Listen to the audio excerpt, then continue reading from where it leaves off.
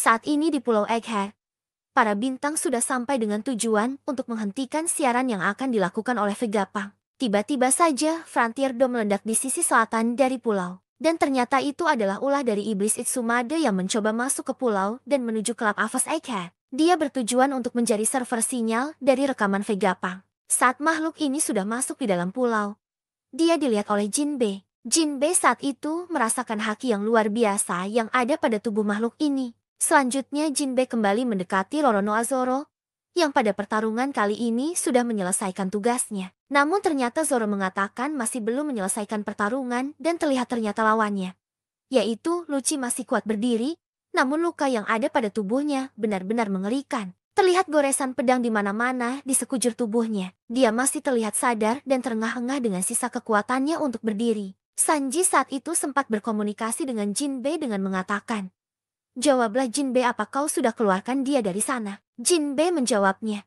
"Sedang kuusahakan." Lalu Jinbe segera untuk membawa Zoro pergi dari sana dan untuk terakhir kalinya, Jinbe menghadiahkan hantapan keras berupa teknik baru miliknya yang dia beri nama Kyojin Karate 5000 Breaks. Pukulan itu begitu kuat sehingga mengakhiri perubahan Lucci menjadi wujud manusia kembali. Dan akhirnya dia tersungkur jatuh. Setelah hilangnya dua musuhnya tadi, Lucy kemudian kedatangan Marcus Mars yang mendekatinya. Kemudian Mars bertanya kepada Lucci, "Di mana keberadaan Yok?" Lucy mengatakan Yok ada di ruang kendali menara A di lantai keempat. Dia ditangkap oleh Mugiwara. Baru saja dua orang kabur, yaitu Zoro dan juga kesatria lautan Jinbe. Selain itu, ada juga 5 orang lainnya dari kru Mugiwara dan juga 2 Vegapunk yang tersisa. Mereka bersiap kabur dari Lab Avos Egghead menuju pintu belakang. Selain itu, ada juga 85 anggota Ciperpol dari berbagai agensi, dan 4 Shiraping di ruang bawah tanah Lab Avos. Pesan dari Vegapunk akan disiarkan sekitar 6 menit lagi. Dan satu hal lagi, di ruang kendali di dalam sana, ada rekanku yang masih terluka parah. Dia harusnya masih hidup di sana. Bisakah kau tolong selamatkan nyawanya? Setelah mendapatkan informasi yang begitu banyak dari Lucy,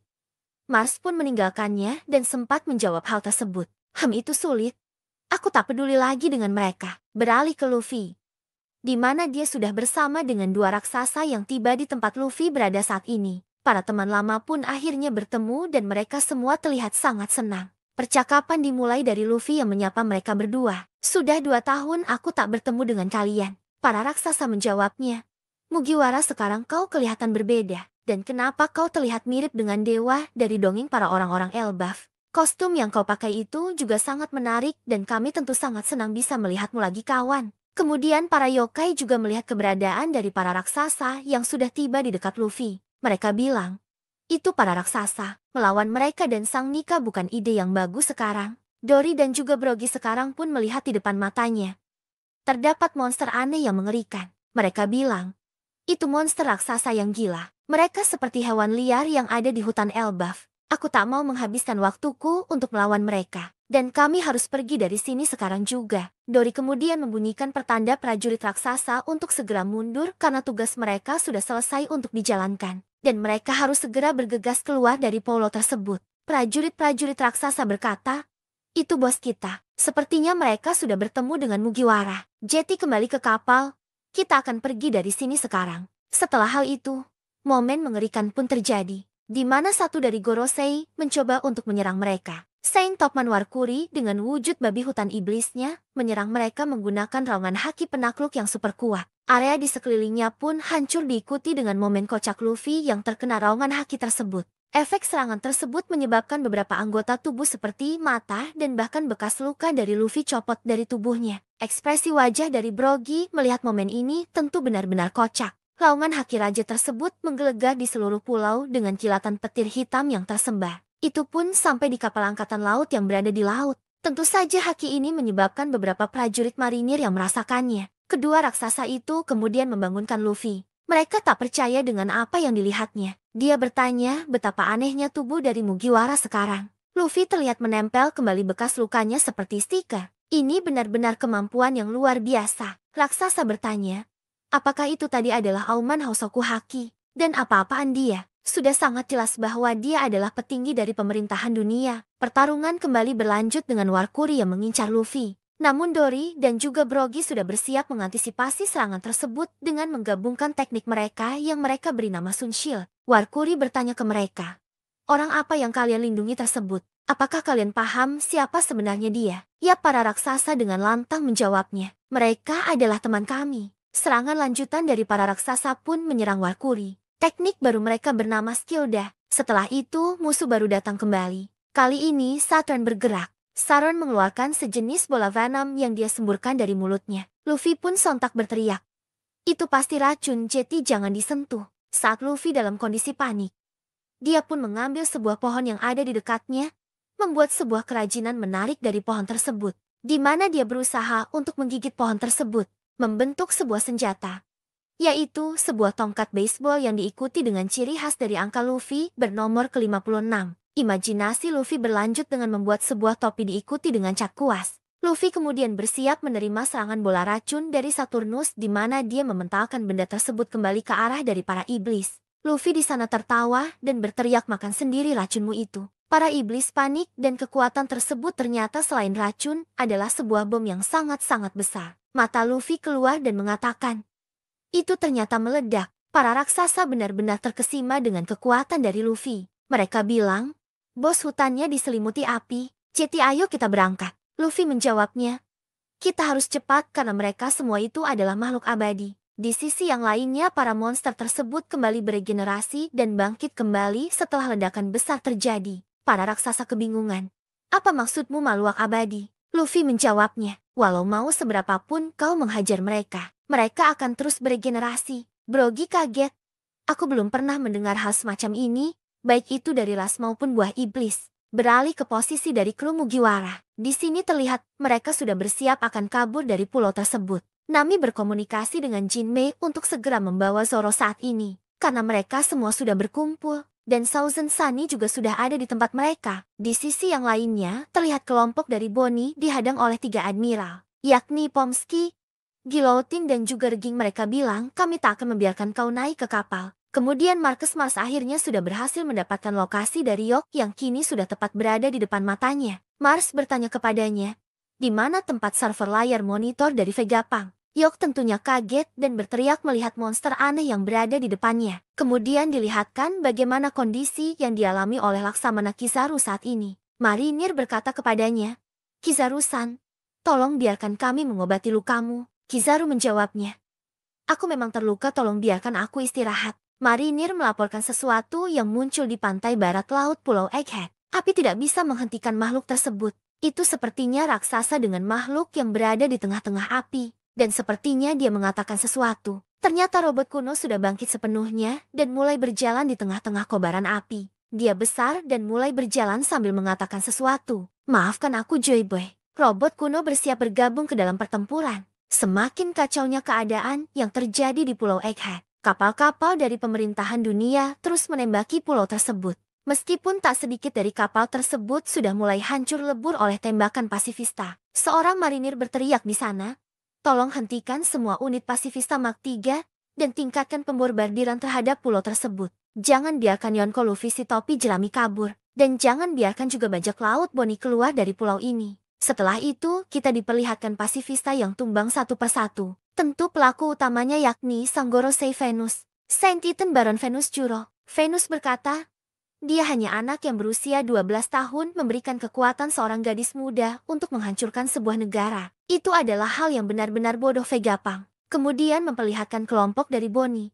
Yang bersamanya saat ini adalah 2 orang raksasa yakni Aimo dan juga Kasi, yang bertugas untuk mengantar mereka semua menuju ke kapal bajak laut raksasa. 2 raksasa itu berkata, cepat segera kembali ke kapal. Seseorang yang cukup bodoh baru saja akan mendarat. Di sana kapal perang marinir terus saja membombardir meriamnya. Mereka bilang, jangan biarkan mereka berlayar. Tenggelamkan kapal mereka yang akan menuju ke Elbaf. Perterangan pun dimulai dengan kelompok ini berhasil dihentikan oleh wakil Laksamana Red King yang ada di depan mereka. Pertarungan pun tidak bisa terhindarkan. Salah satu anggota dari mereka yakni Cyborg Franky berusaha melawan wakil Laksamana ini. Red King berkata, aku tak akan membiarkan kalian lewat. Franky menjawabnya, menyingkirlah dari jalanku. Franky lalu menggunakan tekniknya yakni Strong Ride.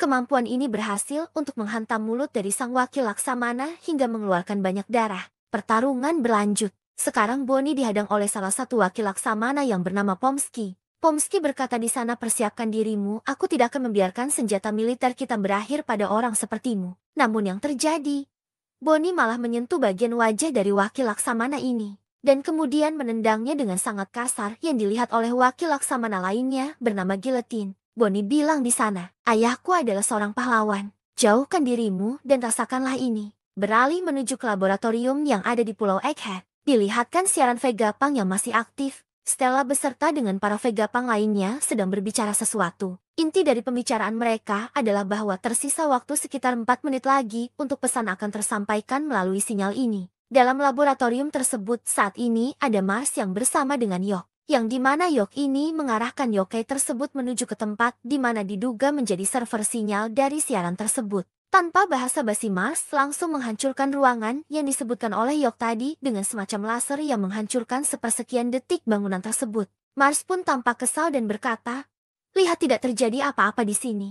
Siaran itu tidak berhenti. Yok di sana pun menjelaskan, tunggu dulu jangan melakukan apapun yang mencegah hal lain terjadi. Jika aku Stella, aku pasti akan menyembunyikan siput transmisi streaming di tempat lain. Mars berkata, kalau begitu sampai kita menghancurkan seluruh laboratorium. Yok kemudian menjawab, itu tidak ada gunanya. Turbe lantai 2 adalah di mana tempat lantai pengembangan senjata dan juga lantai satunya adalah tempat pembangkit listrik. Begitu juga dengan Tower C di lantai ketiga. Semuanya adalah hal unik yang penting dan tidak boleh untuk dihancurkan. Dan satu lagi, jika laboratorium dihancurkan kehancurannya akan sangat kuat sehingga akan menghancurkan Pangrecor juga. Jadi pikirkanlah alur pemikiran kau harus sama dengan pemikiran dari mereka. Di saat mereka berbicara, Mars merasakan suara kecil yang berasal dari Pangrecor. Dia kemudian berkata, di sana aku seperti merasakan ada suara kecil dari sesuatu. Jadi mungkin saja itu adalah sesuatu yang berada di Pangrecor. Mungkinkah disinilah tempat dari dan Musi itu berasal? Mars pun bertanya kepada Bonnie,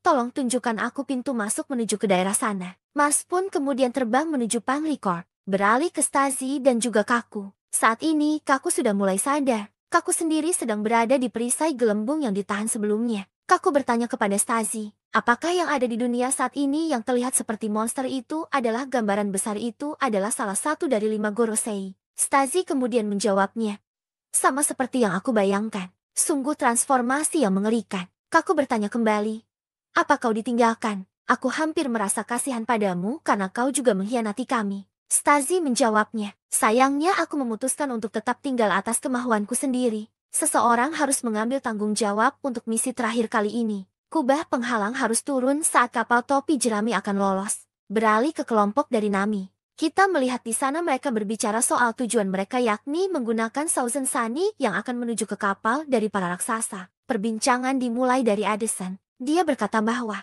permintaan untuk menurunkan kubah perbatasan hanya dapat dilakukan dari ruang komando. Kabur yang aman adalah cara yang tepat untuk membalas budi kalian. Nami kemudian menjawabnya, itu benar. Kita harus melakukan hal yang terbaik untuk cara kita kabur dari sini. Robin berkata, tapi sejujurnya belum tentu Vegafast 01 ini mampu terbang sejauh itu. Addison menjelaskan, aku sudah melakukan beberapa perhitungan dan menurut mekanik klasik, sebuah kapal akan 100% jatuh ke tanah. Usopp mengatakan bahwa persiapan untuk melakukan itu sudah selesai. Zoro dan juga yang lainnya ada di sana. Kita harus melakukan lompatan yang sangat cepat ke sisi yang lainnya. Jetty membayangkan hal itu sepertinya mereka tidak akan pernah berhasil. Dan tiba-tiba saja Addison menjatuhkan dirinya ke bawah. Dia bilang, pastikan kapalmu menyentuh air tanpa gagal. External damage simulation 78%. Percayalah padaku.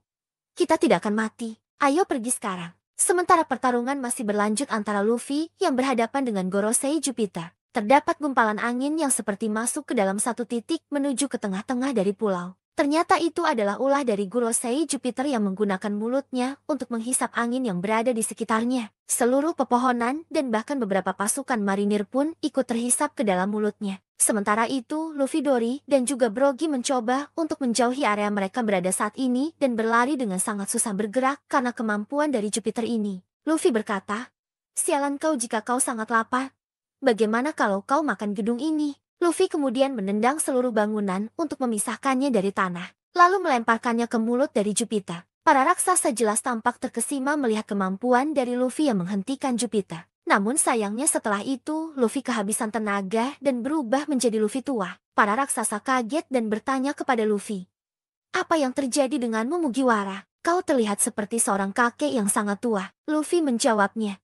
Semua energi yang berasal dari makananku sudah menghilang. Dan mereka pun langsung menawarkan sebuah makanan bernama Hakal. Makanan ini adalah fermentasi dari Yu, di mana makanan ini dirasa Luffy mempunyai bau yang sangat menyengat. Dan kemudian setelah memakan makanan tersebut, Luffy tampak kembali bugar namun masih ke dalam mode manusia biasa. Saat itu, terjadi tiba-tiba saja Gorosei lainnya mendekati mereka bertiga. Sekarang giliran dari Mercury yang mengejar mereka dari belakang. Semua tampak benar-benar kaget. Di belakang mereka ada babi besar raksasa yang bersiap mendekati mereka. Namun Luffy sudah bersiap dengan menggunakan teknik Gomu Gomu no Rakrak untuk menghentikan babi hutan ini. Namun ternyata serangan yang dimiliki oleh Luffy ini malah berefek kepada tangannya sendiri yang terbakar dan merasa kesakitan. Kembali diperlihatkan laboratorium di mana saat ini posisi dari kelompok Nami sedang dikejar oleh Saron yang sudah tiba di tempat mereka, berada dengan kaki laba-laba Saron yang mencengkeram awan dan bersiap untuk mengintimidasi kelompok ini. Sementara itu, di sisi timur pantai Pulau Egghead,